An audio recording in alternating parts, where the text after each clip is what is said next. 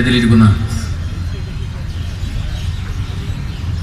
എൻ്റെ പ്രിയ സുഹൃത്തുക്കൾ ഫൈസൽ, റൂമി, മറ്റ് വിശിഷ്യരായ സഖാക്കളെ, ഈ പരിപാടി സശ്രദ്ധം വീക്ഷിക്കുവാനും കേൾക്കുവാനും ഇവിടെ എത്തിയ അമ്മമാരെ, സഹോദരിമാരെ, സഖാക്കളെ, ഈ നാട്ടിലെ നല്ലവരായ നാട്ടുകാരെ, അതുപോലെ എൻ്റെ കരണക്കുറ്റിക്കൊക്കെ അടിക്കാൻ വേണ്ടി ചില ആളുകളുടെ പാത്തും പതങ്ങിയൊക്കെ നിൽക്കുന്നുണ്ട്. ആ പൊട്ടന്മാർക്കും എൻ്റെ ശുഭപ്പൻ അഭിവാദ്യങ്ങൾ. സത്യത്തിൽ ഞാൻ ഈ പരിപാടി മറ്റൊരു ഉദ്ദേശത്തിൽ വന്നതാണ്, ഒരു റിസർച്ചിന് വേണ്ടി വന്നതാണ്. അപ്പൊ ഞാനിവിടെ മുന്നേ വരാൻ വേണ്ടി ആഗ്രഹിച്ചത്.